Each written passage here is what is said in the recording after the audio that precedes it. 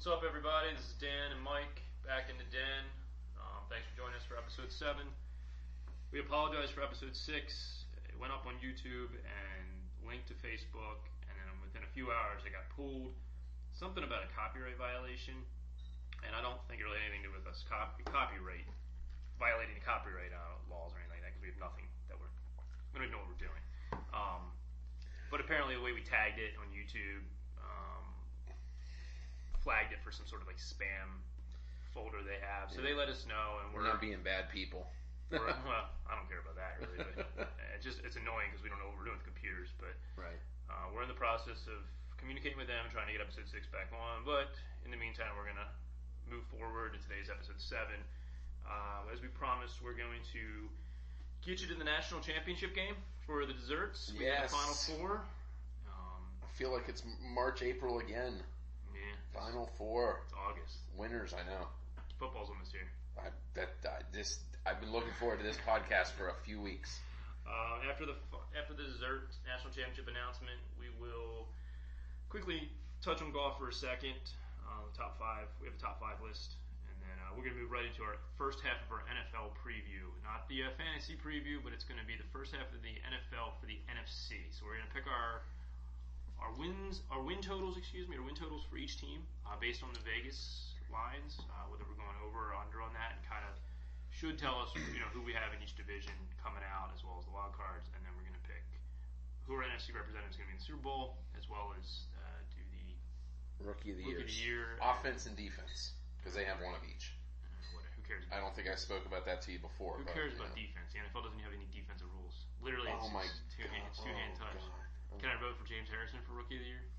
You can for Old Man of the Year. He's going to win that one. So, man's a friggin' beast. We'll wrap up with that, and then next week we're going to work on trying to do a podcast remotely because Mike's out of state for vacation. Yeah, I'm going down to the wonderful Outer Banks where there's no electricity right now. But apparently we were told in 2 days we can go. So we'll see. Can you go if there's no electricity? No, they've evacuated, but we have friends down there that we'll be staying with in the park that does have electricity. But I mean, they'll let you know, like, when you're away. Yeah, they'll say, hey, everyone can come back in. Otherwise, we'll be shacking up with friends. Will you know by the time you actually leave here? Probably Saturday, Sunday.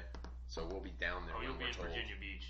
No, we'll be in Outer Banks, yeah. When you're told? Yes. So what if it's bad news? Then we'll go to Virginia Beach for 4 days. Get a hotel. Okay. I don't know. I don't know.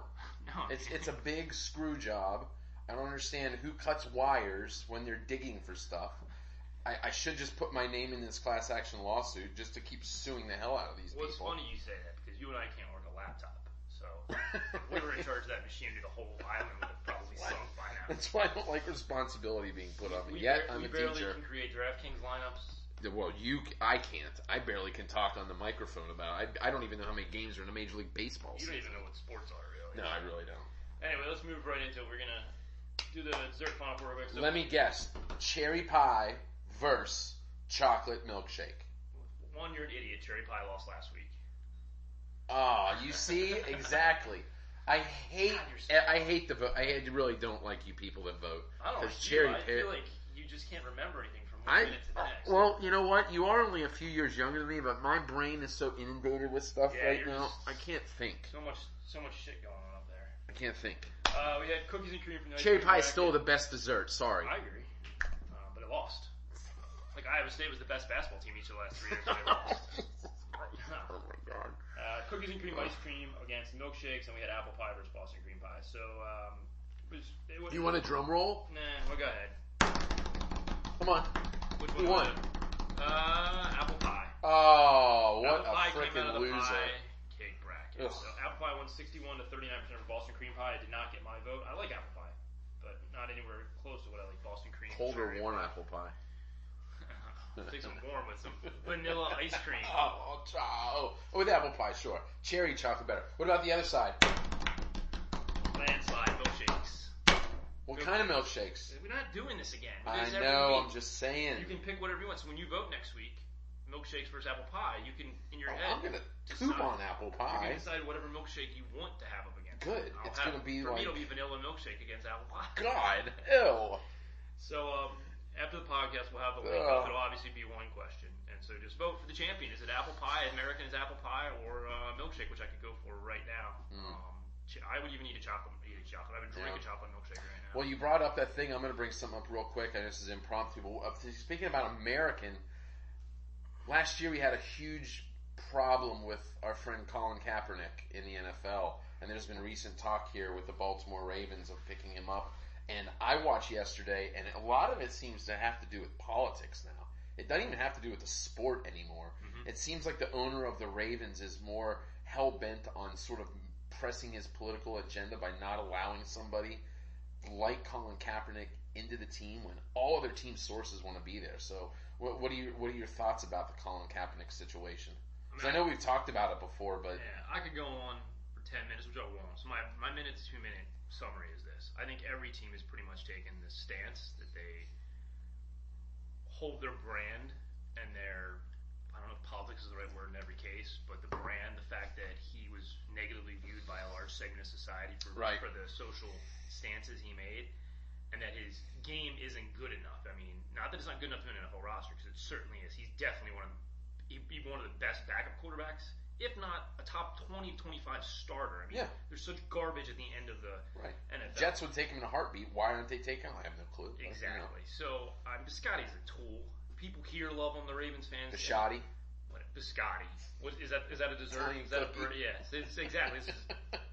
Ching, got him. I got him, folks. He did make a mistake. Thank you. Sorry, I couldn't pronounce the dessert owner. Biscotti.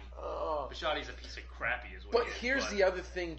I'm not debating this. Here's the one thing I can't wait for. Okay. We can do a podcast on this all itself. Yeah. If he signs in Baltimore, you're not a Ravens fan at all. You hate the Ravens. Right. You're a Maryland guy for a bit. You know, I mean, for my wife. Yeah. Right. I'm saying in general, you respect the area, sure. You know the sports teams. If he signs with Baltimore, the city's going to burn to the ground. It's going to be awesome because Ravens fans defend their players no matter what. They defended Ray Rice. They love Ray Rice. Right. Give Ray Rice another chance. He only hit a woman in the elevator. Right. Charged he could with his closed fist. Give Ray Lewis another chance. He may have killed 2 people. At the very least, he obstructed justice. But whatever. He's such a great linebacker. The greatest in history. And praise Jesus, he's been saved. Well, he is, but that's all right. I do respect him for that. Go ahead. He's a hell of a linebacker. Right. Maybe the greatest of all time. He still also was involved in a double murder. And that everyone closes their eyes to that. And now all of a sudden, we have friends in this neighborhood, and I have friends outside this neighborhood who are like, if Colin Kaepernick signs with this team, I can't support the Ravens anymore. I can't watch the Ravens. Right. Bullshit. My bullshit meter's up. There's no ding, way ding, you're ding, not ding, watching no. Channel 13 on Sunday to watch a stupid Joe Flacco. And the funny thing is that you have Joe Biscotti that basically gave Ray Rice every possible Who's Joe Biscotti? to get whatever Biscotti. But Steve, isn't it? I don't care. You think I care? So anyway, Steve Biscotti. I'm just teasing. But he gave every inroads for Ray Rice to come back and said, hey, let's go. But all of a sudden you have a guy that really has done nothing. Now, I completely disagree with what he did. But again, I think it's like a Michael Vick type of thing. Well, this guy hasn't broken the law. No, and he's paid his price, too, with the blackballing he's getting. So anyways, I just think it was funny. I wonder, too, if the blackballing interesting. Is somehow behind the scenes as well in the NFL. I think it is. I don't know. I have no idea whether it is or not. But the fact that he can't get an offer, you're telling me he's not better than... I mean, they're not going to give up we go through 10 guys and he's better, right? And then Tannehill just went down today. Right.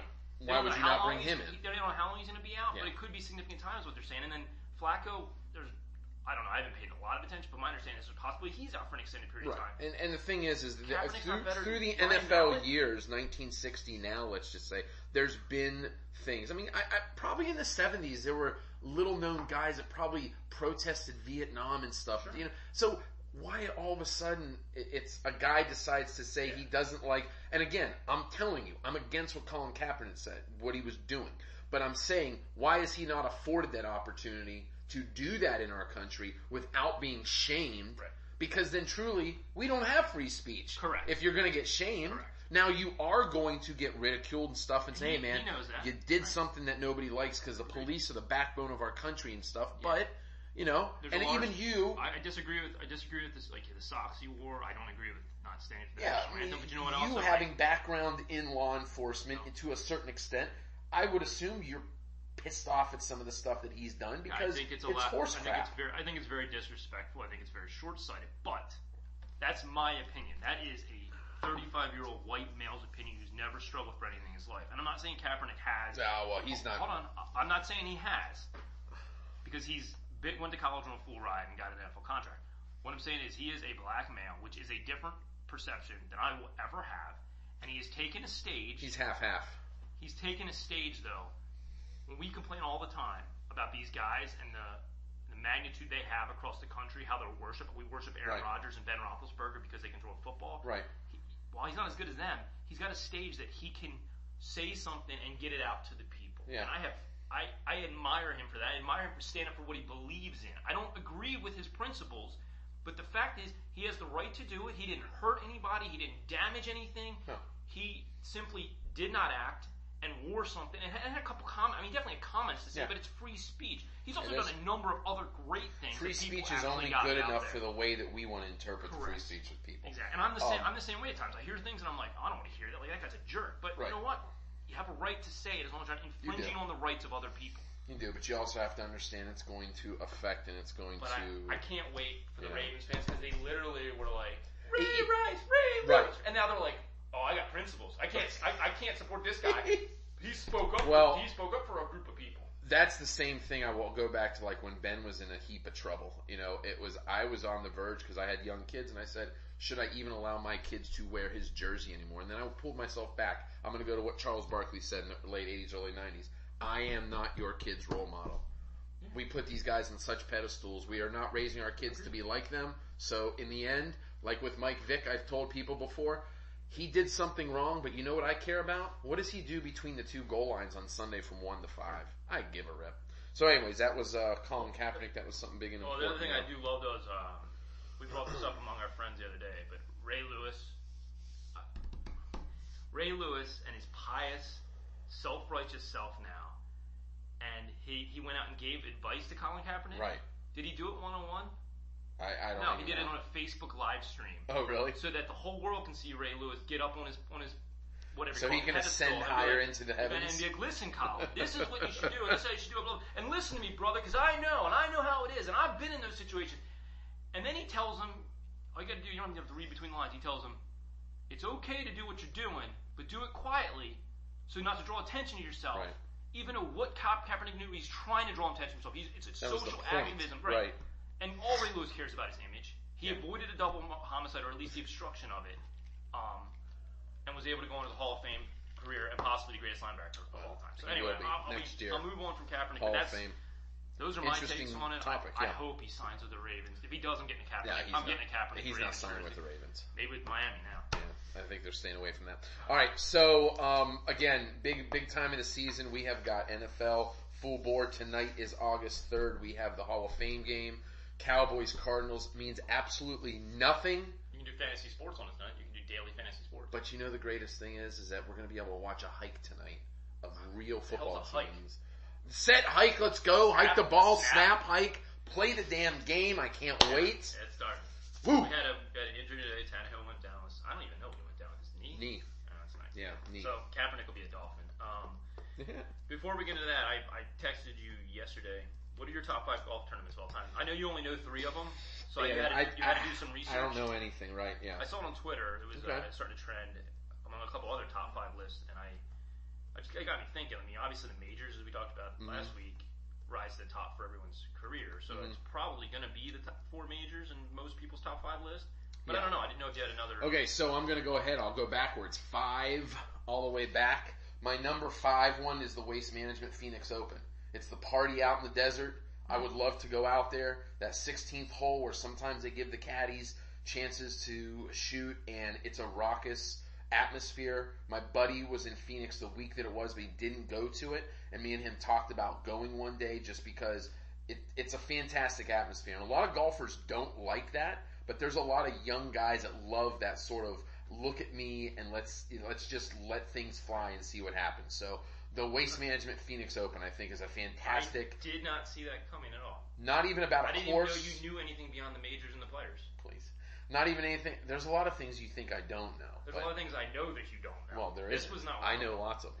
But anyways, that is a one that I would love to go to. Okay. And I know it's ranked down there. I think I looked somewhere like on the top, whatever, tournaments. It's like number 15. It's way down there, but I think it's personal For favorite. what? Top 15 for what? Just like favorite, I think in 2016. I was reading something about it.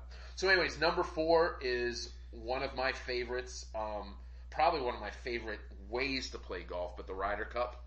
Mm-hmm. I look forward to that, and that's very golf geeky because not many people sit there and go, ooh, Ryder Cup. But see, Ryder Cup happens between football in September every 2 years, and it's one of those things where I love the emotion of our country that plays against other things. I'm a huge Olympic person every 4 years when it comes around. I don't care if it's Every 2 tiddlywinks. years, isn't it? Yeah, but for summer and winter. Yeah, but you know what I mean, for the summer winter. But I don't care what it is. I will sit there and watch, and I will root USA 100%. Third, You're an American citizen. third U.S. Open. Trump would deport you. So. U.S. Open. I've been to 2 U.S. Opens. They're fun. Ooh, I've been to 2 U.S. Opens. Oh, shut so up. awesome. How many Masters have Anyways. you been to? Well, I'm not there yet. Anyways, U.S. Open, I think it's fun. U.S. Open was one of the first large tournaments that I remember watching as a kid and got into in 1994 So when this is your third favorite tournament? yes, third favorite. Number 2 is the Open Championship. I just love getting up, being a teacher, having off in the summertime, get up early, eat that breakfast, have a nice cup of coffee, and watch the British Open live.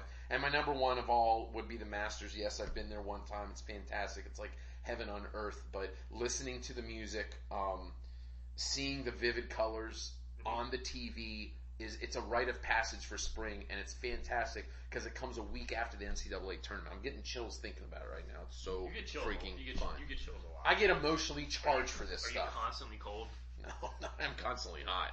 But Come anyways, over to my house right now. those- We've had the air conditioning off since I know. July I've walked by. July 31st. Yeah, I know. I've walked by, and you have your windows open. Might My- be that way the rest of the summer. my- High of 80 for like the next. My wife and I walk our neighbor's dog down there, and the other night when you were watching Game of Thrones, because we recorded it and we walked down at 10, I said, Erica, let's just walk up and let's like watch through their window and let's like cheer through, like, oh yeah, he got killed, woo! Because we saw your TV going on, so I thought that was hilarious. So we It's might hot. just pop a seat and watch out there. It's hot in there at night. I can't do it.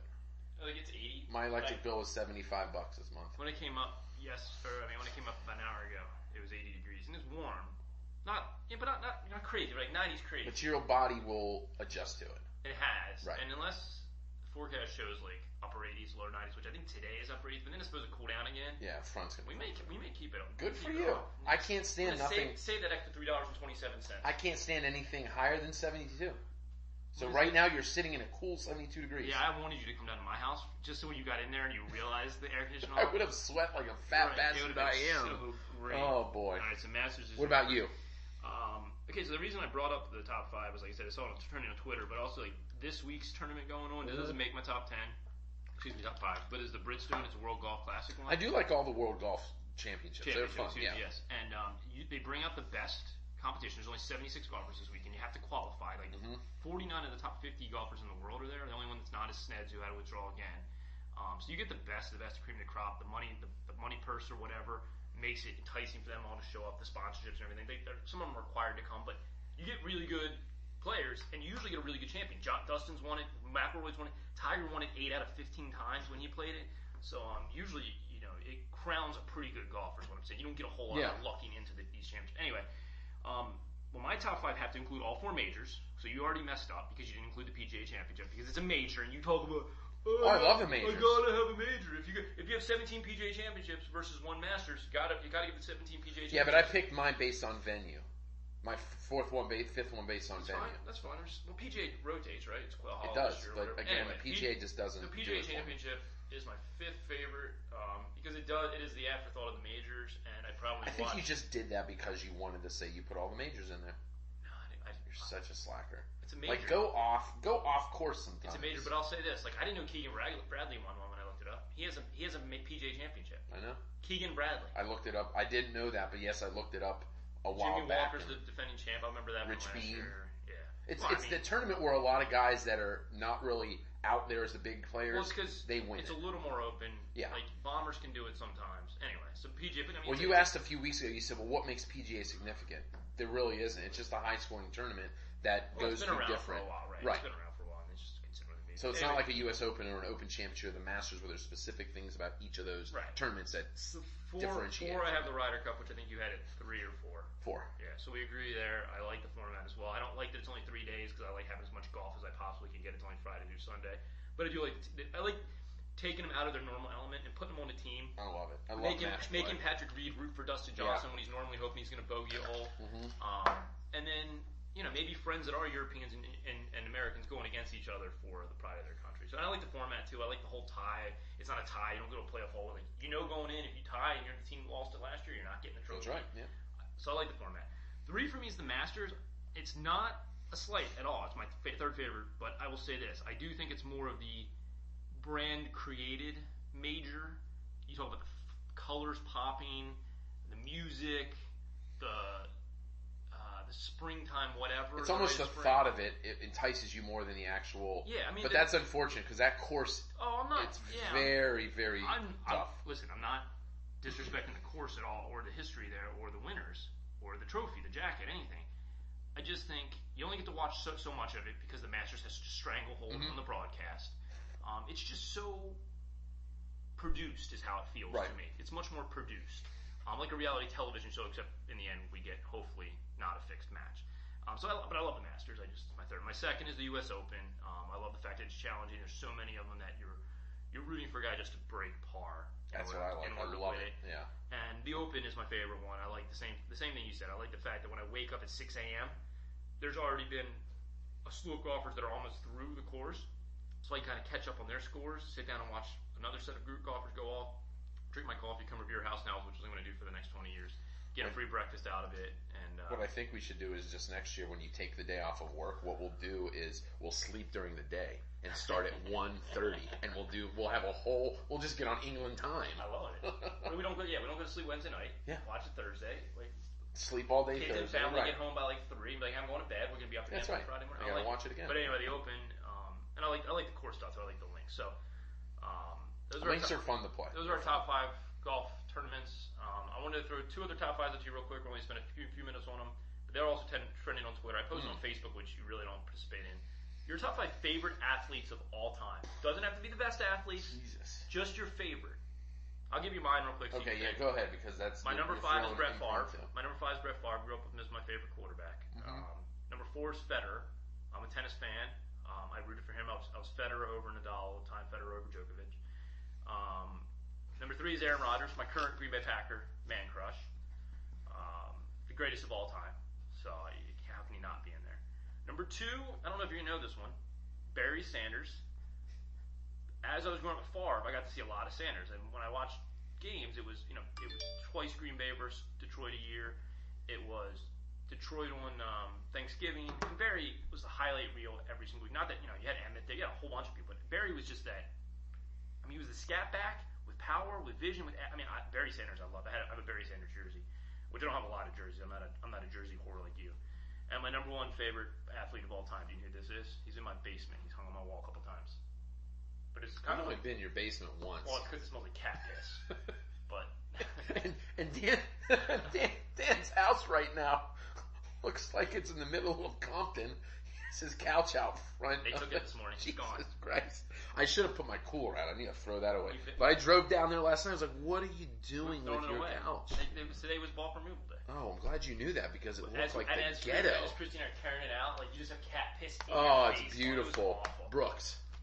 Robinson's good guess. No, it's before my time. It's my dad's favorite. Cow? Go F yourself. No, because you didn't. That's right. I know. Nolan Ryan. Oh, good for you. I love Nolan Express. I was a pitcher growing up. He was at the end of his career, but just like his accomplishments drew me. And the 7 no-hitters, in fact, he can go out 7 different times, the most ever. The strikeouts, just the pure dominance factor. He wasn't the best pitcher ever by any means, but a Hall of Famer, 300 wins, over 5,000 strikeouts, and 7 no-hitters. So Nolan Ryan's my favorite of all time. Well, mine's going to be very centric to Pittsburgh. I'm very sorry. I love many different sports, but every one of these guys I'm going to have on here has some meaning to me. That's what I'm asking. Yeah, only one guy. My number 5 of all time is Jerome Bettis. I got autographed from my autograph. He's in my basement, and I just feel he was the heart and soul of that team. And there's a lot of other Steelers too that I love to death, and I just didn't put on here, but I had to put other sports too. Troy Polamalu probably could have been up there also, but I had some other guys. Number 4 is Hines Ward. We could debate this on and off, whatever. I love Hines Ward. Don't even get an all-time greatest though. He was I believe a game changer for the wide receiver position in the fact that he was a tough MFer. Disagree. And I think the game was going towards a catcher, he is not going to get love. He's a Hall of Famer. He's not going to get love in the Hall of Fame pretty because good at college. Georgia. He was a quarterback, 3rd round pick. So you have next year like Randy Moss going in, and all these, and Terrell Owens is still isn't in. So putting a Hines Ward in is going to be so difficult. But I'm very upset that he's not there. My third of all time. He's not a game changer, but he's awesome. My third of all time was because my dad worked here. Better than any Ravens wide receiver ever. Go ahead for Dad. So my dad worked at Georgetown University for many years, and this is a combination best player because it sort of goes with the school. But it's between Patrick Ewing and Allen Iverson. Both of those guys. No, I have to go. No. So that's your 2 and 1. You don't have a 1. Absolutely not. Tied for first and second. Patrick Ewing, because I'm a little guy. I'm only 5'11", and I wanted to be a 7-foot man my whole life because I love basketball from the low post. And Patrick, in the mid '90s, I was a New York Knicks guy rather than a Bulls guy. Like I never had it towards any team, but I would go with players, and I loved him. Allen Iverson, the guy just wowed me every day that he played. Yeah. The crossovers, his fadeaway shot, everything he had was phenomenal. Number 2, Sidney Crosby. Being a Penguins fan How many early. freaking players do you have? That's like the 9th player you've named. Okay, I've given you maybe 7. So anyway, Sidney Crosby from the Penguins. In the early '90s, Lemieux and Yager. I was in my teenage years, but they were there, and I knew about them. Then they took a slump in the early to 2000s. Sid came in there, pumped the team up. He's won 3 Stanley Cups since then. It's phenomenal. I've got to see 2 of them with my kids, and it's a really fun time. And he's a fantastic player. And my number 1 overall, my fanboy, my man crush, the guy that I would do anything for or with is Mr. Roethlisberger. Who can help cover up rapes or whatever's going on. Whatever's needed. Again, let's stick with the football. You threw it out there. You do anything for him. That's right. I do anything for him. I don't care.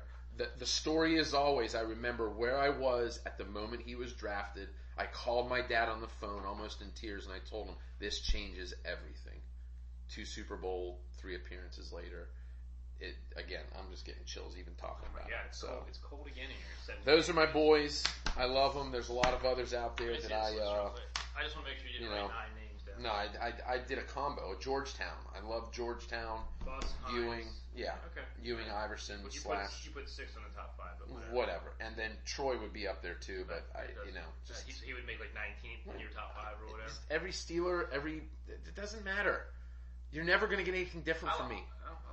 Nolan Ryan, I respect the hell out of. He was fantastic. I'm just not I remember, this is interesting. I remember in 1991, my buddy and I were watching baseball at his house. We spent the night, and I don't know if you remember hearing about this, but Fernando Valenzuela was it Fernando Valenzuela or? This is going to be a terrible story. You can't even remember right off the bat. There was 2 no-hitters in one night, and Nolan Ryan was one of them. It was his 7th no-hitter, but they were both in one night, and we kept going back on Baseball Tonight. It was fantastic. I want to either say it was Stewart from the Blue Jays and Nolan Ryan, or Fernando and Nolan Ryan in 1991. But watching him pitch that no-hitter, and he had to be at the age of 39 by that time. It was a fantastic evening. And, this was before the steroids and everything, so it wasn't like a big played-up thing with, Sosa and McGuire. I mean, for as much as I know, it was real. And so that was my Nolan Ryan thing. So I love Nolan. I will say this. I appreciate I don't know if you Nolan's saying on steroids or not. Because I don't know when they. Who knows? Come on. That's got to be pure right there. How many did you strike out in that last no-hitter? Do you know? In that no-hitter? A lot. 17. 16. That's crazy. Oh, he was killing it. Yeah, he was killing it that night. Anyway. So, anyways, was it Stewart or Valenzuela that night too? I'm looking it up. I don't have it right now. But anyways, he pitched against Toronto, so I don't think he got. So no, I think it was Fernando. I really think it was that night. It was Fernando and him pitched no hitter on the same night. May 1st, 1991. So I'll look at this day in history. But anyways, we're going to go ahead. Oh, you said you had one more thing, but when Dan is done we'll save that for the end, okay. Save that one. So while Dan's looking that up, we're going to go ahead and move on to the NFC picks here in a little bit. And there is an over/under through Vegas, and Dan did a little more of the picking around that number. I sort of just look at the teams. I go off of last year's schedule. I look at the draft picks. What do you mean I picked around that number? What does that mean? Well, no, you sort of use that as your guiding point. No, I didn't use it at all. Oh, I thought you said you did. No. What I did is I went into every team's schedule and picked who I thought was going to win each game, and all I said was my numbers ended up being around. Oh, I thought you said you used the over-unders. No, I'm saying. Okay. So let's say whatever. I picked the team to go 9-7, and then I would compare it to what the over/under was. And you were close. And I'm saying a lot of mine were close. Okay, that's fine. So Dan went through. He had some time. I didn't have a lot of time to do that, but I never really would do that. I just go through and I pick the records. And I usually do this every year. I used to do as a kid. I put it in a paper and I put it in my jewelry box. And then at the end of the season, I pull it out and see if I was correct or not. But we're going to go over. We're going to take a look at each division. We're going to go through each team in each division. Talk about what they picked up in free agency, maybe see what their schedule looks like, and then we're going to talk about the playoffs, and we'll come up with some rookies of the year. All right. So let's start in NFC East. Well, we start with the East Coast bias. We're doing NFC this time. We'll do AFC next time. Start with the Cowboys. What do you have? So the Cowboys over/under in Vegas for wins this year is 9.5. Oh. What did they have last year? 13? 13. So 13 last year. They believe they're going to come back down to earth. You got to remember, teams that win the division get a first place schedule, which is much harder more usually. Difficult. I still think they're the best. I still think they're the best team in the NFC East. I think the Giants are a very close second, but I think they're the best. Dak will digress. I don't think we had this discussion last time. I don't think he is as good as a quarterback as he showed last year. Ezekiel Elliott, we don't know where he's at right now. We don't know with suspension. We don't know with the whole lawsuit that might be pulled up against him. We have to see where he's at. I think he's a stud, but I also think now defenses know what to do. And I said last week it reminded me of when Ben played in 2004, his rookie year, where it was sort of like it came as a whirlwind. And I think that's what happened with Dallas last year. Their defense had to get a little better this year, and I think they picked a few guys up via free agency or in the draft. But I think that the Cowboys are going to take a little bit of hit back, but I still think they'll be number one. Yeah, well, I think their schedule brings them back down to earth somewhat. I think the NFC East kind of helps them. I mean, I think it's a competitive division, but I don't think it's an elite division. So you got to win 9 or 10 games, and you probably win the division because you're going to beat each other up. I think the schedule bringing them back down to earth. I think Dak does come back down to earth. I still believe Dak's a good quarterback. I would like to see it done another year. And then Zeke's the big question mark. If Zeke misses 2 games, 4 games, 6 games, the whole season, depending on what the NFL does with him suspension-wise, what his legal troubles are, what his civil problems are, that's a huge hit. Zeke's awesome. Can a team stop Zeke? Yeah, sure. You can stop any one given player any given day. I mean, Barry Sanders had bad games. But Zeke with that offensive line, the Packers tried to stop him. They stopped him in the first half of that game, whatever. Then he just busted out. He's just an extremely talented player with the best line in football, with maybe the best unit in football we talked about. So I don't think they're in for a massive disappointment. I agree with you; they're still the best team in that division. I think they're going to compete with the Giants for the title. I don't think it's going to be running away with it or anything like that. So I went through their schedule, and I have them coming out at 9-7. I have them splitting with the Giants. I have them sweeping Philly. I have them taking care of Seattle. I believe it's a home game on Christmas Eve. A couple of their losses, I have them losing to Green Bay. I have them losing to Arizona. I have them going to Denver and losing. Playing in Denver's hard, even though they don't really have a quarterback. Losing to Atlanta, and then in Oakland as well. So that schedule is very daunting, very difficult. And then you have to throw in teams like when they play the Redskins. You throw out records, they play them. Yeah. And the same thing with the Eagles. When you play the NFC East, those guys can knock each other out. I know the rivalry means something. I think the Eagles suck. You'll see that in a few minutes. The Eagles don't. Carson Wentz is terrible. Colin Kaepernick should have it. Oakland, Atlanta, the Packers. It's a first round. It's a Kansas City. Right, it's a first round. You got to play. It's tough. That's tough. So I think I might have overestimated them. I have them at 10-6. I still think that they are going to win. I feel that the team is built So the to over-under be a very good is team. 9.5. So if I were betting on my projection, I'm betting the under. I'm taking 9 wins. Yeah. So I I've feel got better. the over. I do feel better though about 10 wins. Like they could steal another game because of Mm-hmm. their talent, than I do of them losing another game to one of the crappier teams. You know, and then they picked up their top pick was a defensive end from Michigan, Taco Charlton.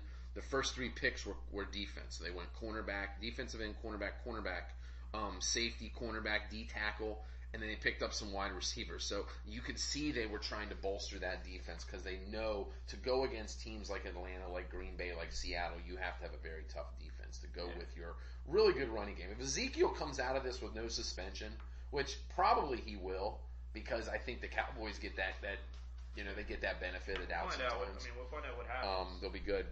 I think if Zeke comes out unscathed, I think Zeke makes makes anybody a better quarterback as well. So, yeah. Well, A Dak's, good running game always Dak, helps. Well, Dak's going to regress some. I think he's not going to regress so much in my opinion that he's going to hurt you. No. He's better than anything else they have on that roster. They still have Dez Bryant, who's no longer an elite fantasy wide receiver because of the lack of touches. And Jason Witten's old as balls, but so there's no real threat. Anyway, from the they're going to run the ball. Dak's going to try and make some key throws at key times. He can also scramble. He has the ability to get into open space and pick up a first down. He's not Michael Vick or I'm trying to think who else. I mean, even Kaepernick running the run and shoot or whatever, the read options. So anyway, my point is he can create plays if Zeke's there, and I think 9-7 honestly is the floor for them, but that's under. So if I were betting on it, I actually would probably take the over because I think they can steal a game if Zeke. But it all really depends on the Zeke. So anyway, I'm at 9-7, and I have them winning the NFC East on a tiebreaker because I have the Giants at 9-7, and I had to go through it after doing all this stupid what game and everything, and I'm like, oh, okay, who gets a tiebreaker? Because it's important who gets the division. It is, right? yeah. I have the Giants too at 9-7, second place. I think I'm in the minority of a lot of people. I think he's kind of dopey, but I still think Eli Manning is a good quarterback. I agree. don't think he's I'm not. He's not a. I don't mean minority with you and me, but like in general, he gets such a bad rap for making bonehead moves. But I think He makes some bonehead moves. now He makes that great you moves. have Beckham coming into his own, I mean, legitimately could be the best receiver in football. And they picked up a tight end as their number 1 draft pick that they really like, this young kid out of Mississippi State. Or was it Mississippi? Ole Miss. Yeah. So, he always has weapons. He always can find his way there. Their defensive backfield is really coming together nice. They have 2 really good safeties that are going to be able to play, and their defensive line is always really solid. So, I think they're just, I guess the right word is attrition. The winner's going to come out of attrition there. Who can survive that NFC East? And they really have some of the similar schedules the Cowboys do. And we're just going to have to see. I think they all face the NFC West this year. The West, and So then they also do the AFC West. So they face them both. Right, and then they get the second place guys. So I have them losing to Tampa, for example. I have them losing again to Oakland, going to Oakland, having to lose in the Black Hole.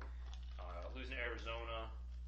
Where else? They split. Like I said, I'm split with Dallas. I have them splitting with Washington, and then losing to Seattle. And then I also have them losing to Denver. Yeah. I think, So, but I think again, some of those games go either way. Obviously, I'm not. That's right. What was the Vegas on Giants? Giants is 8.5. So I'm going over on So that. I'm over on both of them. Okay. No, you're under on. Oh, you went 10 on Cowboys. Yeah. Okay, so you're over on both. Okay. I'm gonna put that in here so I can just put that. You're gonna track this stuff. Should we put it on a board and bet against each other? We could. I'm gonna go ahead and put it on my Especially the ones we stuff. disagree. Yeah. So I've got 2 overs going. Okay, good. My third place team, I got the Redskins, Yes. and I have them at 8-8. Eagles are terrible. Well, I don't agree with that. We'll talk about it in a minute. Terrible. But You love Carson Wentz and his the record below Redskins, yards per attempt. the Redskins are a team that I can see winning as many as 12 games, Oh my God, you're insane. as little as 5 games. There's a huge range here. Let me give you my reasons we'll why. Way to go on a limb. Say a team could win 0-16. Oh God! Well, let me give you my reasons why here. God. I think Kirk Cousins is a talent that many people in the NFL overlook. He's a consistently good quarterback that is learning the game, and I think they give him 0 credit because all the mistakes he's made. But you got to remember, this guy's only in his 3rd year of playing.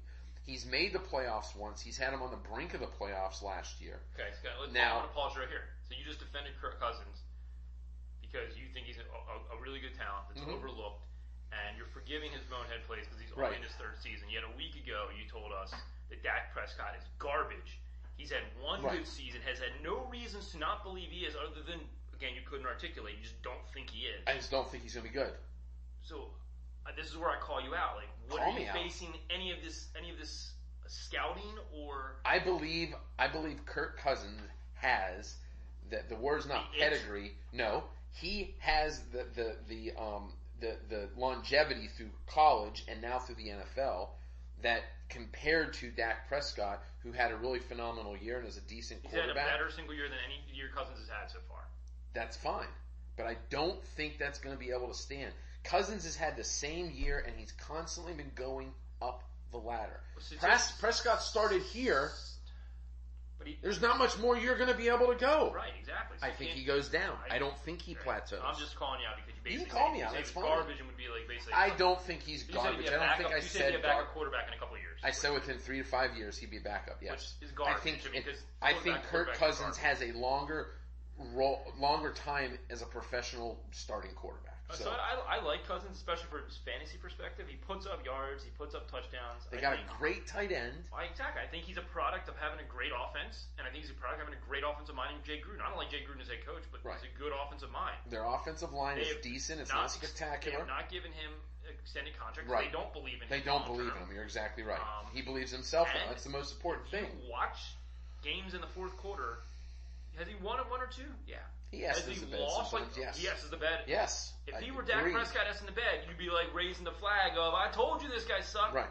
Kirk Cousins has not come through to show me he's, in his 2 years or whatever, he's done that he's worth his salt. Like, Right. Is he worth $23 million a year? He's got an arm. I don't and think got he's the- worth and that money, but got he's the worth fantasy- giving a he's top got the fantasy football contract to. numbers. Yeah. But you got He's got a Jameson great Crowder tight end. and Moss, and you had Jackson, and you have Reed. You Right. don't have Jackson anymore, right? No, Jackson they left. Right. Jackson. Who's the other guy they got? Garcon left. So now you picked up Terrell Pryor. Pryor, right? Terrell Pryor. And there's another wide receiver they picked up. So you're starting with a whole band of wide receivers. Although Jamison Crowder, I really like. He's another guy that's undervalued. Yeah. I think he's a solid player. You're talking about him being the number two. They went defense heavy this year. They got a stud defensive lineman from Alabama that's going to be able to suck up a lot of the running. And I'm going to tell you a guy that you're going to hear a lot of coming from the Redskins. He might be a third starter for you some weeks in fantasy. Samaje Perine. I think he's from, I want to say Oklahoma. Yeah. He is going to be a factor there in Washington. Yeah, I think he's a great running back, a very solid running back. I think he can catch out of the backfield. He's going to be a great dump down guy for Kirk Cousins. So I watched a lot of OU games because they're in the Big 12 and Iowa State is in the Big 12. Perine's good. And you watched them pound Iowa State, right? Yeah, they did. We're terrible football. Right. We're not even. You have like Division II football team, right? Go fuck yourself. Anyway, Along with that basketball team. but the basketball team's the best team the last 3 years. They just haven't won it like Barry Pie. Perine's a good running back. But let's just hold our horses on him. And he's I never said he's going to be great. I said he's a good running back. He was behind what's his name? Mixon. He was behind. I can't remember somebody behind that. Before that. Yeah, but for the games that I saw him play, he's a solid running good. back, and he's the a thing good is, pick. Rob Kelly's nothing special, so he's going to have an opportunity to do something. Yeah. But what I'm saying is, hold your horses. He's not even going to be Dalvin Cook, who you get all hot and bothered about. He's not going to be that good, in my opinion. It's going to be Kirk Cousins' show. They're going to go 7-9. They're going to flirt with times when people think they're going to be a playoff team. Cousins is going to ask the bed enough times at the end of the year, 7-9 again. If they reevaluate, do we sign him long term? I don't even know if the franchise is available next year. It is. What are they going to do? It's like kissing your sisters with the Redskins. And then you have Dan Snyder, the worst owner in sports. So really, you have no chance of getting better long term. So what was Vegas on that? 7.5. I'm under. I'm over. All right, I love You the love over. over on everything. It's going to be great when you're over on everybody, and we add up all the wins, and all the wins combined are 4,000 wins. Right, I know. And there can only be Because whatever wins. Dan did legitimately go through everything. I don't. I just He's picked just like, that guy, team's 16. the Eagles, I have them in last place. I've got them at 7-9. I just, and again, I didn't go through the schedule like you did. So yes, my numbers are going to be off. But that's with like, I think they could be a 9-17. They could be a 5-11 team. I have them at 5-11. That's fine. But I disagree with you with Carson Wentz. I think he is. When I close my eyes at night and I think of, okay, who is the prototypical quarterback? Listen, don't take this the wrong way. This is what you think of. You think of I just want to finish a comment. 6'4", white-handed quarterback. Has nothing to do with race. I'm not just saying that's the prototypical I want quarterback. 6'4", 250, 270. Carson Wentz and Dak Prescott each have 1 year. Dak Prescott was awesome. Carson Wentz was garbage. Cowboys are a good team. Plus, he had a freaking stud at running back. Yes, I'm not taking that away. The Eagles aren't Carson a good Wentz team. did not have the stuff, And but they're now not any better. they picked up guys in the offseason. Every team did. They're not. Okay? They're not any. I think Carson Wentz, he is going to, and this is where I put him as, and you're going to rip me for this, but I think he is a better Blake Bortles. Okay? I think Bortles has never had that ability to push himself above and beyond, but I think with the coaching staff there in Philadelphia, and I think Wentz is a little bit more put together in the brain than Bortles is. I think Wentz has the brain. I think he has the ability to read. He has no arm. None. Oh. See, I think he does for the can't make offense. They run a West Coast offense where he just has to go dink dunk. It's the same thing that Andy Reid runs out in Kansas City with Doug Peterson. That's their coach. They run the same shit. What? He doesn't have to go downfield 500 yards. You do, Mike. If he has to go 5 yards out, then hit him slant in the middle, hit a curl underneath your tight end. Then what's the point of drafting Carson Wentz? You could have Alex Smith. You could have Matt Moore do that. I think he's going to be better than Alex Smith eventually. No chance. I'll put that on the board. I don't know how you want to rate it, how you want to analyze that. We can do playoff appearances. We can do quarterback rating. We can do yards per attempt. But again, I think that they're going to be better than what you say they're going to be. They might not be 7-9. You said 5-11. You said they could be. That's what I. They're right. They could be 5-11, but I think if they produce like they can, it'll be 7-9, 8-8, 9-7, somewhere around there. Their over under is 8.5. They went defense heavy. They went DN, cornerback. Took a safety and a defensive tackle there, but they did pick up a wide receiver in free agency. And I forget who they picked up. Alshon Jeffrey. Which again, I like him coming out of the Bears. I think he's going to be fine. Yeah, he's injured all the time, so you can't count on him. You know, running backs there, you still have Matthews. Yards per attempt last year. It's a measure that a lot of right. Everybody bring the stats on. Let's go. He was better than one quarterback in the NFL last year. Okay. Brock Osweiler. Okay. He was worse than Blake Bortles. Okay, let me tell you a little story here real quick. Oh God, I can't wait. Took my kids to go see Cars 3. Right. I'm sitting in here. We're coming to the end of the movie, and I think of Dan right away. Why do I think of Dan? Sorry to burst your bubble if you haven't seen the movie. The Lightning McQueen car character decides, you know what? I can't do it anymore. So the girl that's been training him, he says, you go out and race for me. And he's like, I can't do that. Statistically, I'm not fast enough. I can't do this. The guy who's the number one guy is he's got the fastest time. He's got this. What does she do? She goes out there, she wins, she beats him because of heart, because of guts, I have heart. because of working hard. You know what I so the can't point do? is statistics sometimes, you can rely on that crap all you want, but if Carson Wentz goes out one time and says, I'm going to win this game because I want to push him. He's never done that. But I'm saying, if he wants to do it, he can go do it. If Prescott wants to do it, he can go do it.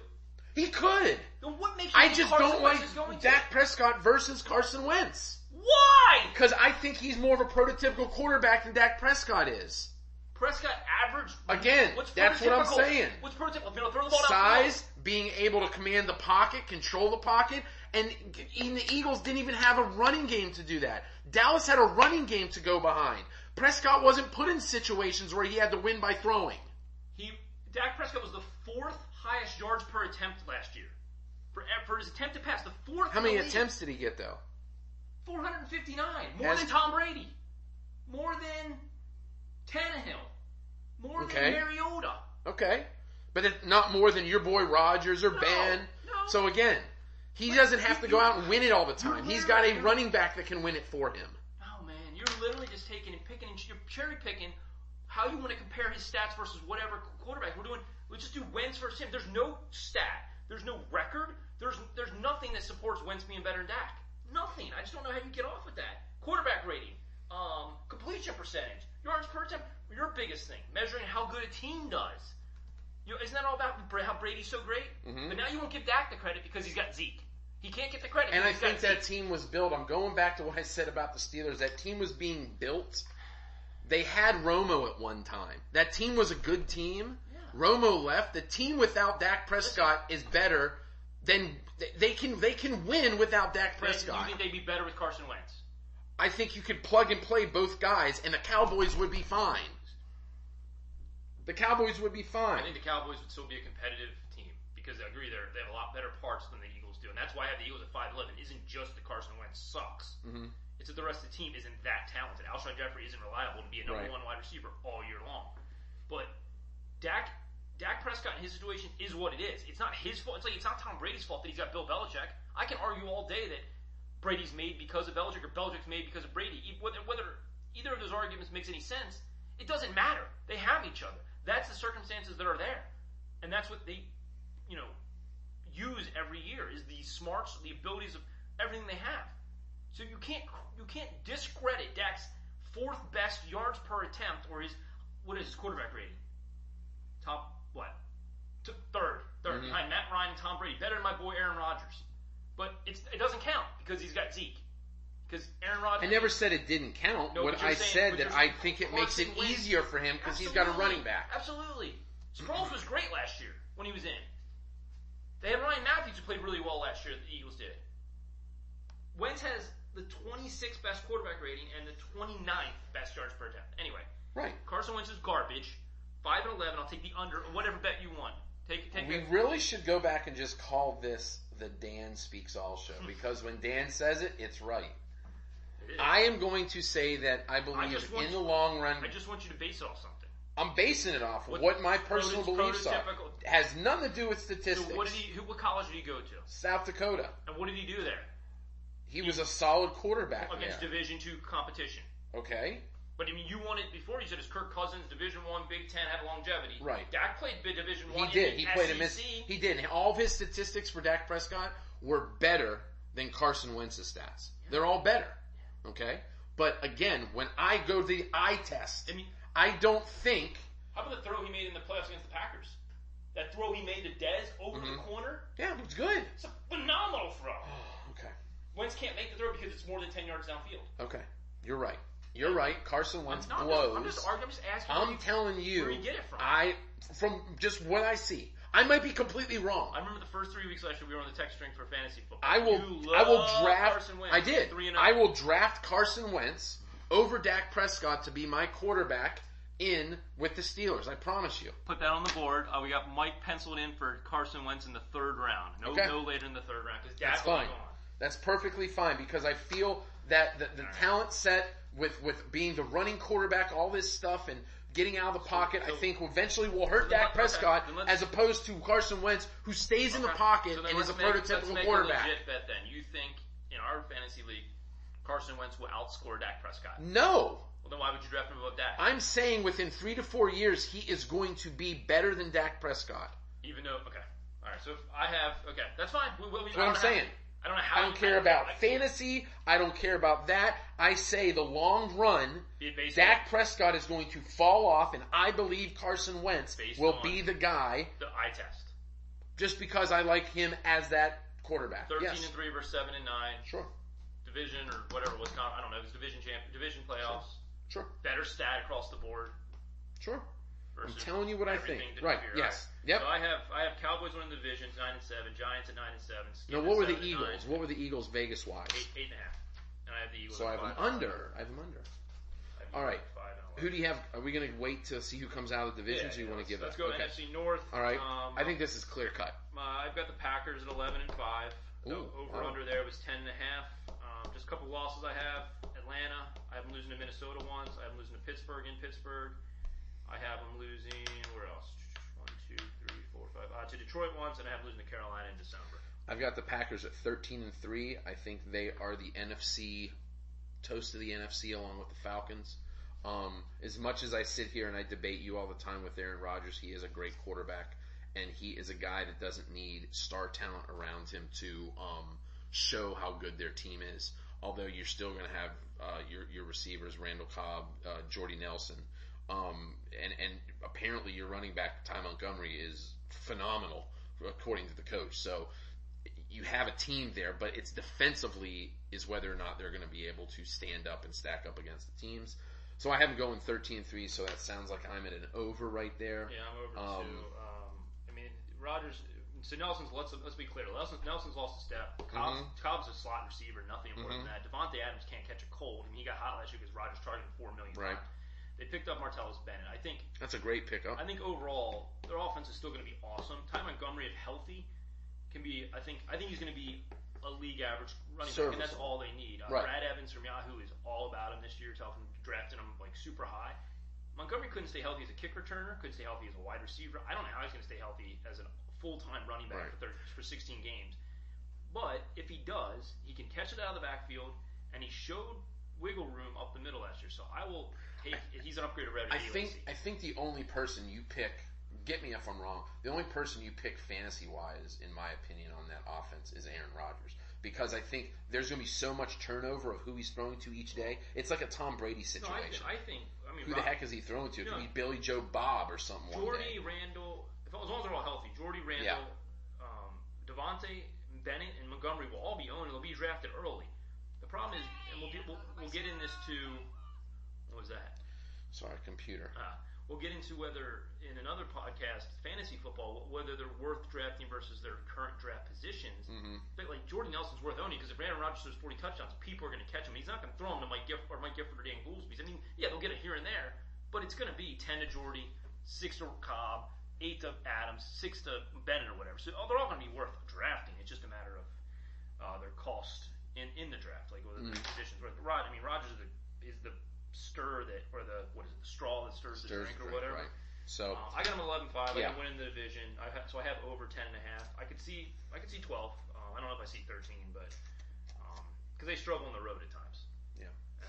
I've got Detroit 9-7. I got Minnesota 7-9. I got the Bears at 5-10 picking it up. But Detroit, what do you think? I reversed the Vikings and the Lions. I had the Vikes at 9-7. Their over and under is 8.5.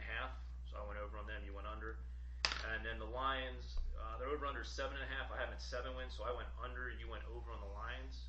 I just don't trust. I don't trust Jim Caldwell. Jim Caldwell's maybe the worst coach. It's a terrible thing. And Minnesota, I've given you a few things on. I mean, I really think the pickup of Dalvin Cook is going to be good for them. I think he's a good running back, even though from what you and our friend Josh says, the offensive line is terrible. But I still think he's a playmaker. And he should have been a first-round pick, but was pushed back to the second round. I mean, he's a good player. He was good at Florida State. But Minnesota's like one of those teams, like I said, with the Redskins. I mean, they could be 9-7, they could be 6-10. It's like that little range right there. You just don't know. I mean, it looks like Bridgewater's going to start the year on the pup, but he could be back 6-7 weeks in, and he's much more talented than Sam Bradford. Sam Bradford can still get them at 3-3, 4-2, 2-4, and be competitive. The defense is good. What's the guy's name in the secondary? Harris, yeah, the white guy, Harris. Harrison Smith, yes. Mm-hmm. He's awesome. They have Rhodes at the corner.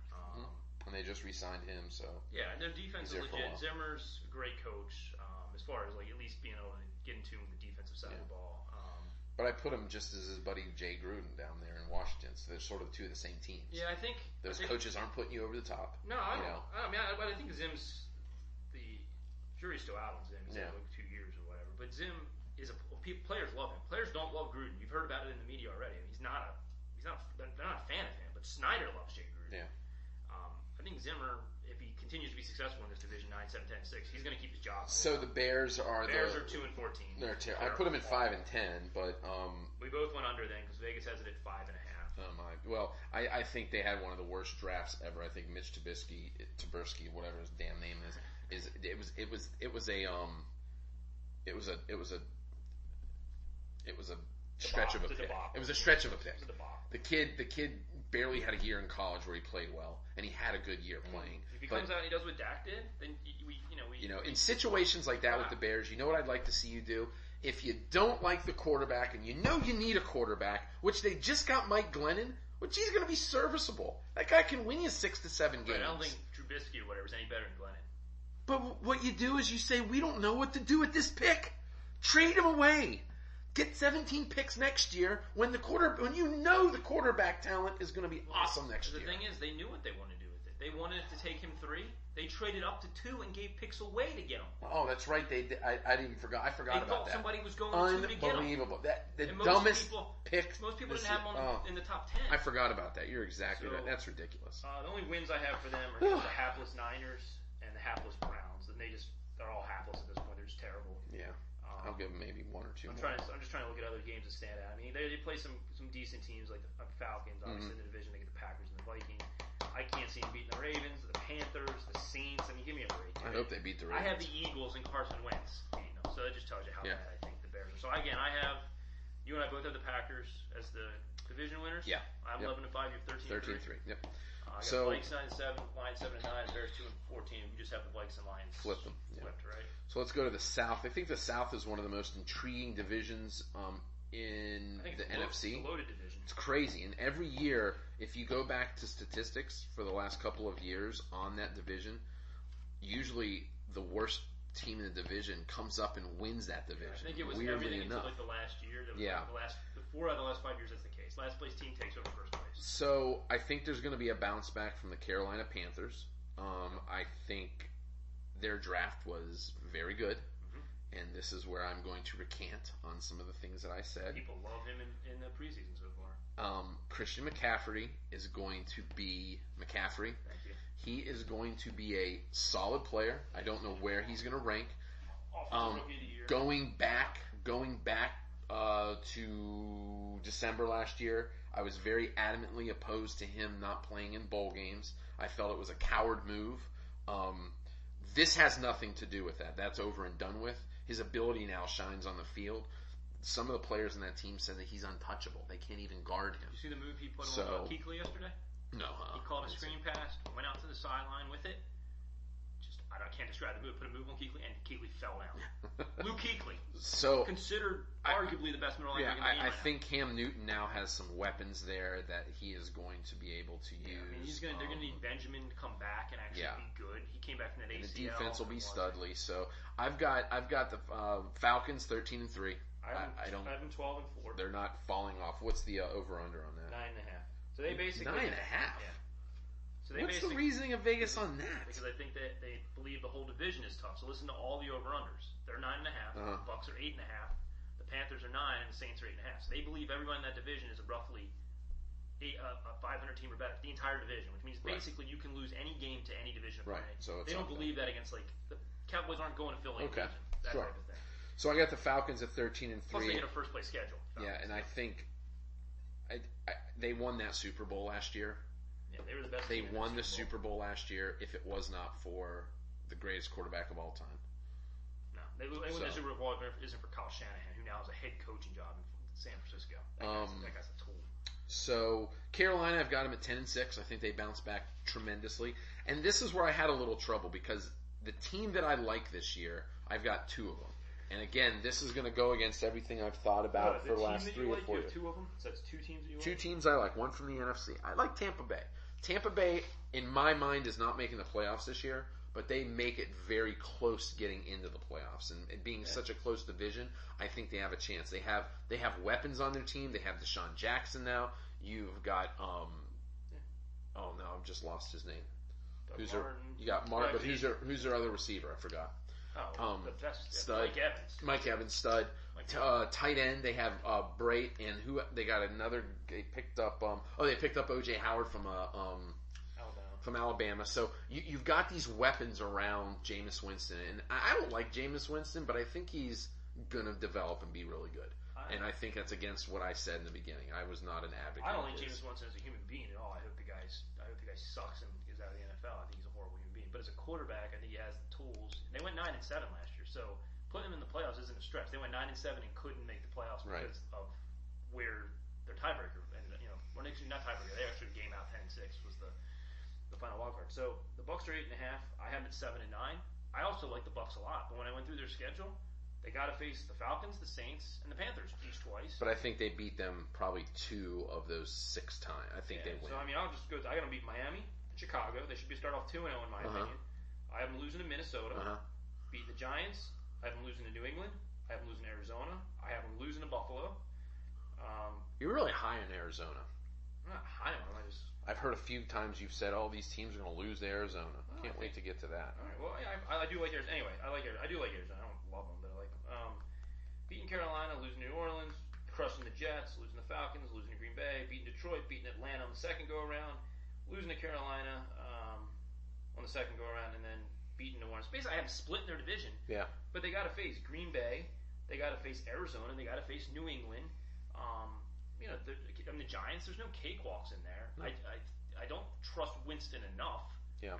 Winston isn't, in my opinion, anywhere near as good as Dak Prescott. So, using like barometers of quarterbacks, I just don't trust him enough to get the team to the playoffs when you have three other really good teams. I think he's making a nice trajectory. Like he's moving up the ladder. He's a borderline well. first quarterback number 1 in 12-team leagues for fantasy, and for our two quarterback league, he'll be early picked. Yeah. Anyway, Falcons. Like I said, I have 12 and 4. I have the Bucks at 7 and 9. I have the Saints at 8 and 8. Yeah. So Panthers, I have 11 and 5, and then I have Saints at 9 and 7. Okay. So I've got. We'll get down to the base side of the Falcons and Panthers who are going to go to the playoffs. The Saints are going to miss out for me. NFC West. This is a stark contrast in haves and have-nots.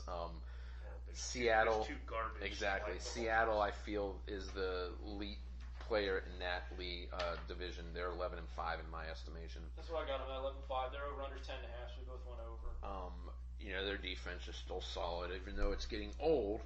Their defense is still solid. And I think Russell Wilson is a fantastic quarterback, and he just knows how to get stuff done when it needs to be done. The defense is very good still. Arizona. The Seahawks at the home field advantage. They have home field advantage unlike anybody in the playoffs or anybody in the NFL. So that really basically allows them to go 7 and 1. Yeah, I mean, they 7 automatic wins, right? And then they're good enough to win a couple games on the road. So and then who do they play in the AFC?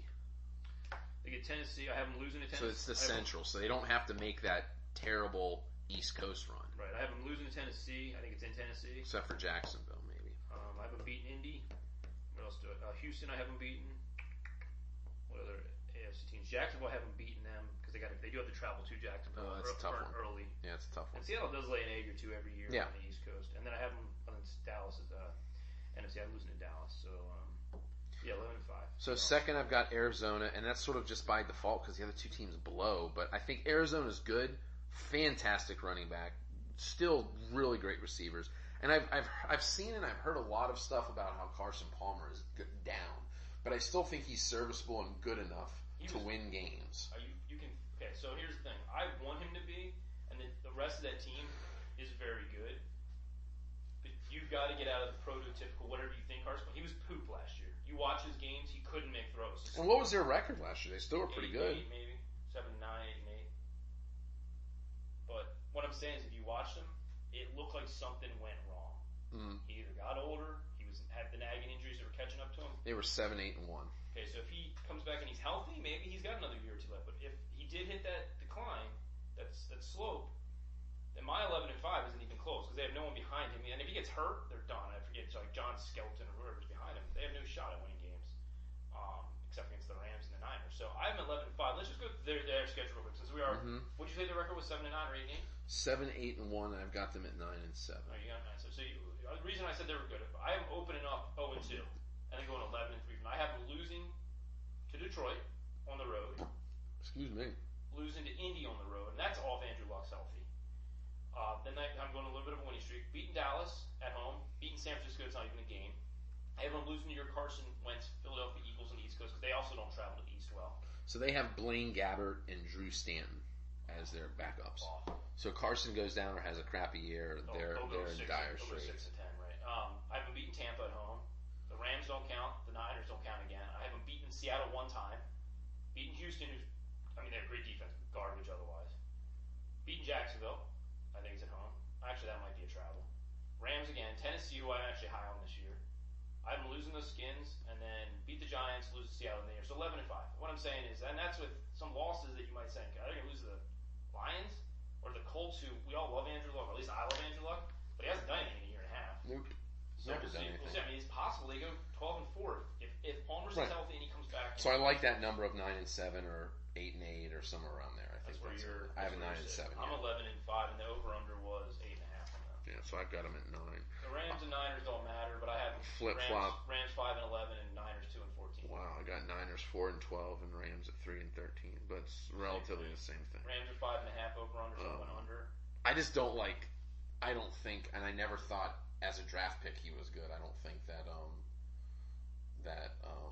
Jared Goff is a quarter. I think he stinks. I think he was a stat for at Cal, and people like to compare. Like you compared him to Aaron Rodgers or whatever because they went both in the Cal, but no, like Rodgers showed he could actually make throws. He was good in the combine. He was good in interviews, and why he dropped, I still don't know that reason. But Jared Goff.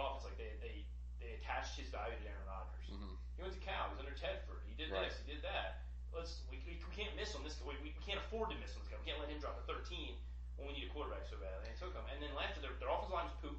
Yeah. Gurley couldn't run because they didn't have an offensive line. Maybe because Gurley just isn't good anymore. I don't know. But then now Gall, and he looked gun shy at the end of the year. I mean, he was taking sacks. That's what I was gonna say.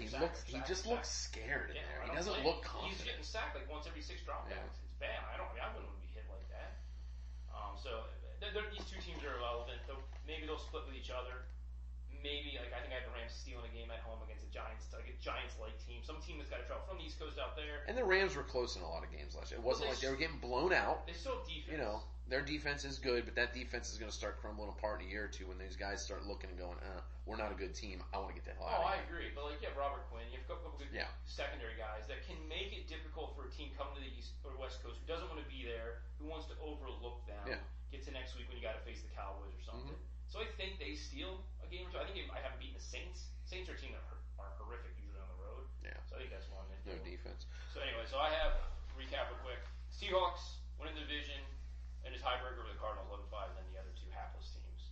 So my playoff, not in any order, I'll get to that in a minute. My NFC playoff picture looks like this. I've got Green Bay, Atlanta, Dallas, Carolina, Seattle, New York. In my opinion, Atlanta and Green Bay, they're the 1-2 seed.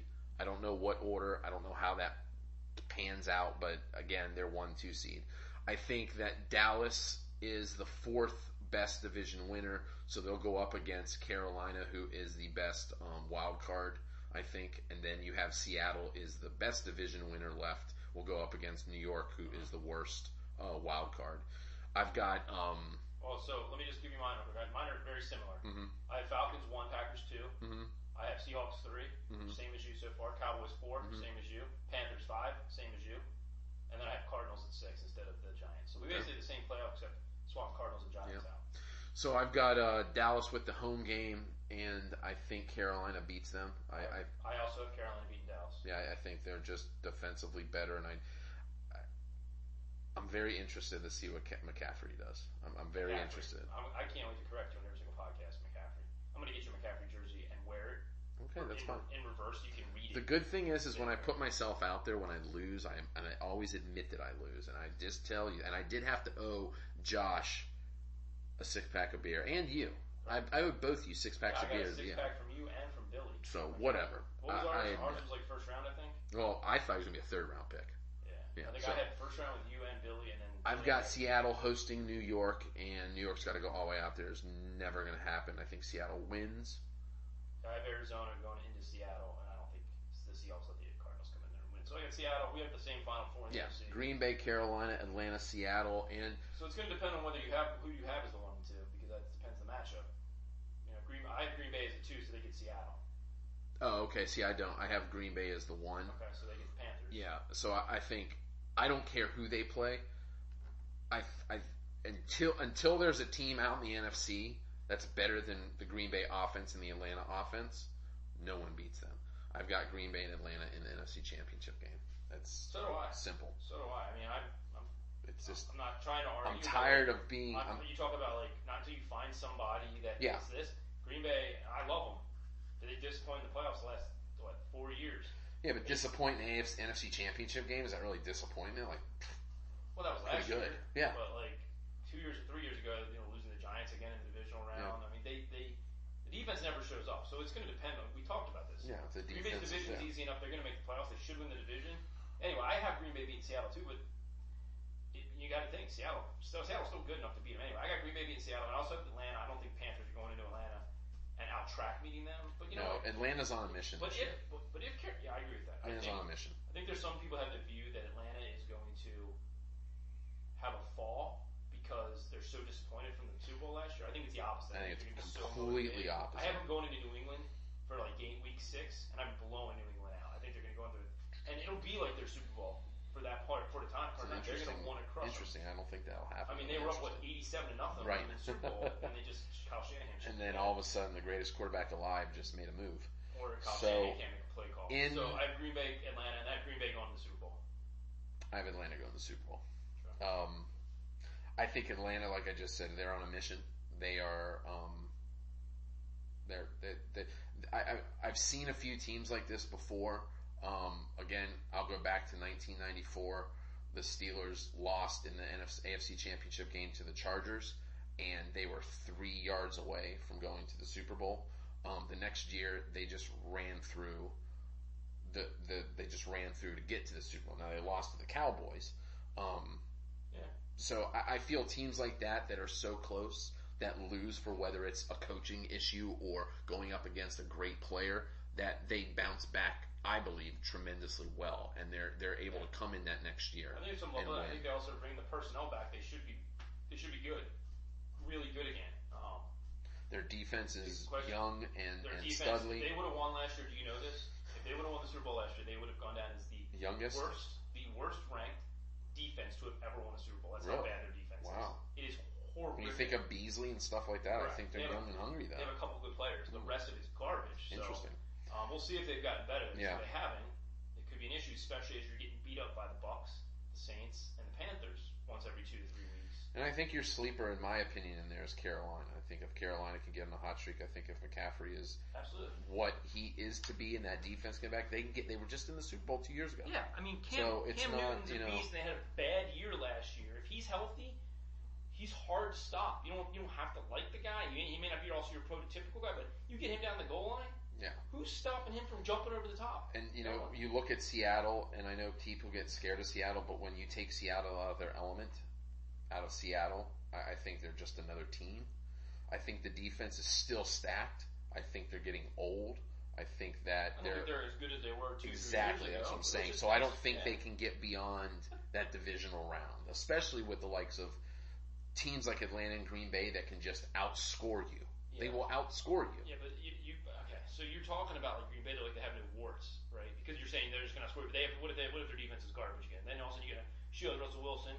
Rodgers is a better quarterback than Wilson, but I don't know. Like also, as happens, there's sometimes it's great lucky bounces. Other times it's Rodgers has a bad game. Wilson has a phenomenal game. Mm-hmm. I think Seattle still has another run in them. I'm not picking them. No, I don't doubt that either. Yeah. I actually have it off. Let me take a look at what their actual odds are for the season futures. Let's see for the Super Bowl. People are high on them. I want to say they're like a 10-1 favorite for the Super Bowl. People are high on them. They like them. Seahawks, they're 11-1, the same as the Packers. Yeah, they're better. They have better odds, or actually worse, but higher favorites than the Falcons. Falcons are 15-1. I think you're right. A lot of people are putting odds on the Falcons because they think they're going to have a down year because it's the hangover. Yeah, I mean, so this has something to do with what Vegas believes, and Vegas said Vegas is pretty smart, but it also has to do with how the money's moved around. I'm not sure what it opened at. But all I'm saying is like Seattle, while we both agree that they're not as good as they were 2 to 3 years ago, they're still equipped to beat any of these teams. None of these teams are the Patriots. No. I don't like the Patriots. And while I believe Brady had an amazing second half and is arguably the greatest of all time, a lot of circumstances went for him winning it. But that said, I'll take all that aside. Take the Super Bowl aside. That team and that quarterback are still the team to beat because they're always in the AFC Championship game, if not in the Super Bowl. And so... Let's save that for the other part. I know, but I'm just saying, they're the favorite, and that's why they're 3-1 to win it. I've got some stuff to say about them. They're 3-1 to win it, though. Yeah. And the next team, the Cowboys, who you hate, are 10-1, the second favorite team. My point is, almost 3 times as likely, or 3 times less likely to win the Super Bowl is the second team. So the NFC, I think, has better top teams, but not the clear number 1 like the AFC has. Yeah. And the AFC has the clear number 1, and a couple other like the Steelers, which we'll get to. Steelers, and I'm trying to think, maybe the Raiders or the Bengals. Something. Oakland, definitely. Maybe. And if not better than the Steelers. So the Raiders are 15-1, the Steelers are 12-1. So yeah, they're right in the same conversation. So yeah, I've got Atlanta in the Super Bowl. You've got Green Bay. So what about your rookies of the year? I didn't do any defensive stuff. So all I came with is I think Rodgers wins the actual MVP this year. He's the favorite in Vegas. I think everybody's coming back healthy. Nelson's a year removed from ACL, which just means his steps should be at least a little bit quicker.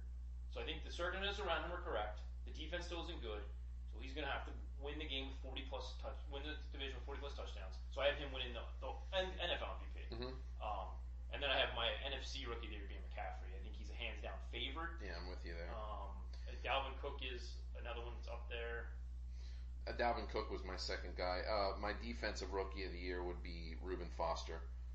He really fell, but he's with San Francisco, and he's looking really good right now. And linebackers out of Alabama are pretty solid. My MVP is going to be a little bit of a dark horse. out of Oakland. Derek I'm Carr. going with Derek Carr. I think he is going to get that team. I think Oakland was bound for New England until he got injured. And I think he's going to come back. He is the real deal. He scares the hell out of me in Oakland because I don't like Oakland when they're good. Because when they're good, as a franchise, they are freaking awesome. They're great. Here's my thing with So Oakland. I think he's going to be good. Thing down the road. But he's the 18th ranked quarterback in yards per attempt. He won a bunch of games on his arm at the end of games. I think he did a really good job. I don't discount Derek Carr. I think he's a good quarterback. I think you talk about regressing. I think you're going to see Carr regress quite a bit this year. I don't have the Raiders like 11-5 in the second favorite in the AFC or anything like that. I would be shocked for me to see them, need to sniff the Super Bowl with the Steelers and the Patriots up there. So I guess what I'm saying is I don't believe Carr's a real threat to challenge for the MVP, but I wonder what odds you can get. Like, so if you like Carr's MVP, it's probably worth looking at betting. I'm looking to bet on the odds. Let me see what the odds are. But anyways, I like him. He's actually the third favorite. He's 10-1. Yeah. So that's our NFC. If you like what we say, you don't like what we have to say, text us or hit us up on the Facebook or do something once you're done listening to the podcast. We'd love for people to come in and comment. There's a lot of different opinions out there. I would love to hear from anybody who thinks that, Tampa Bay, why are you slighting them? Or why aren't you giving Detroit more love? Or why aren't you giving the, Giants more love? I'd love to hear that. So if anyone out there on YouTube and Facebook, when we put it out there, want to say something, we'd be happy to deal with that. So anything else you got? We've been talking for a long time. Yeah, it was about an hour and 20 minutes. That's good. Yeah, it's so, the NFL preview. We were going to do the whole NFL today, so we made a good decision. What's your other top 5? I'm very interested in. No, I'll save it for next time. Okay. How'd you like Game of Thrones this week? What did we do this week? Jon Snow? Jon Snow met the Dragon Queen. She was kind of a bitch to him. I really didn't see that coming. She's like, bend your knee. Yeah, she was putting up her pimp hand. She's the queen. She wants to know she's got the love. I thought. But you know what? I'm telling you, it's shaping up, man. The last man standing in this whole shit is going to be that little Tyrion. He's going to be on that throne. I have a feeling that's his. He's directing everybody to do what he wants. Not that he wants them to do it, but he told Daenerys, you know what? Don't fuck with Jon Snow. Like, keep him with you. You need him. She did it. And she doesn't do that very easily.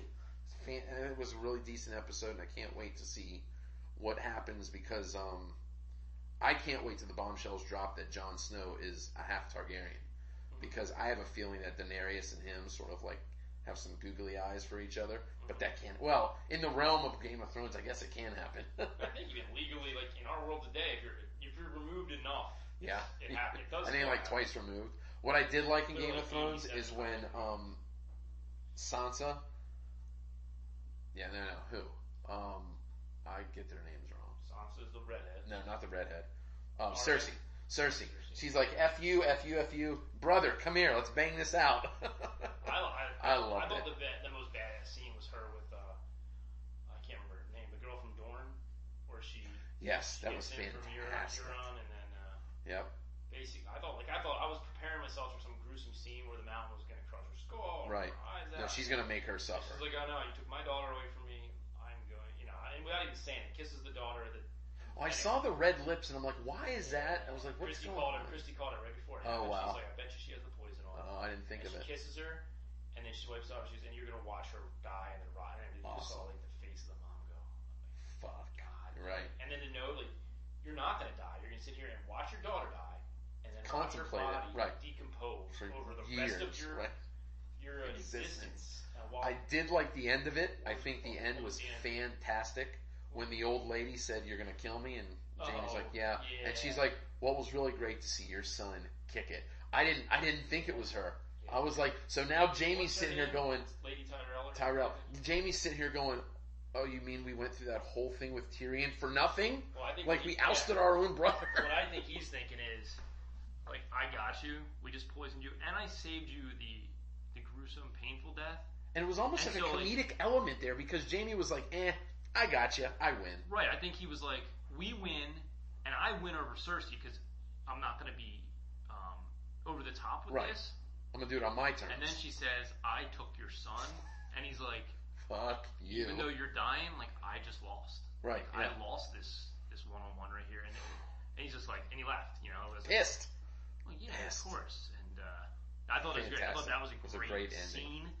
I thought it was a good episode. I'm waiting for I'm not a big war guy. Because I was wondering what the banter between him and her was about. I'm like, get on with it. Kill her. What are you doing? And then you're like, whoa. It was great. So, You're so impatient. I'm not impatient. You just said get on with it. You want to see him go. I do. Sometimes those things, I'm just like, what's going to happen? So, anyways. Before we get off of here, what? Are we making any bets? I've got to think about bets. I got to make bets. Well, what do you want me to think about? A Dak and a Carson one for this year. But what do you want? Total yards, completion percent. I mean, I don't think Dak's gonna. I don't think Prescott. Wentz is gonna beat him in any of that. Why not? I just think he's a better quarterback. He doesn't beat him in any stat, wins, or anything, but he's a better quarterback. So then you'll win at the end of the year. Subjectively, he'll be better. He'll be 6-10. Dak will be 10-6. Dak will have every better stat. Carson's a predictable quarterback. Makes no sense. Makes no sense. Right, I don't know how to argue with you on this, but we don't know if we'll do one next week. We do have to have a bet going because I do want to prove that my man Wentz is better. You can't prove it. It's okay. But anyway, we're going to try and do one next week to preview the PGA Championship, and then if we do one next week, the PGA Championship, we won't do the AFC preview because it'll take too long. So we'll hold that off to the following. And we'll be packed the next couple of weeks because we'll have the AFC preview and we have to do fantasy. Right. And if we can't do next week because Mike's on vacation and we can't figure out the Skype and all the other devices or all the other things we need to do to make it happen, then we won't do a PGA preview and we'll just jump right into AFC the following week. So hopefully, I'm kind of psyched about the PGA preview because I got $23 that I can spend. Well, even if we don't do a preview, you can still send me your lineup. Right. Send it in. You can lose your all right. Well, YouTube, help us out, please. Let's not put us on copyright infringement. We're going to try to post number 6 again. See what happens. But everyone, listen, follow, check us out, vote, do all that good stuff. Share it with your friends, spread the word, do all that stuff, and get us some listeners. If you have your own podcast or you're familiar with how this stuff works, we're learning as we go, and we're both idiots. Appreciate any advice as far as how to host it. We're just Googling, and now we're Googling how to do it, so we're hosting on YouTube, and we're linking to Facebook, and linking it to Twitter, and blah, blah, blah. I know there's better ways, but we don't have anybody we're paying, nor do we have the knowledge enough to do it. So if you made it this far, and you care enough about this podcast, then feel free to comment as well with ideas, suggestions, or direct message us on ways you think are better avenues for us to broadcast it. So I think that'll wrap it up. Have a good week, boys and girls. We'll see you. You have a good vacation. All right, man. Later.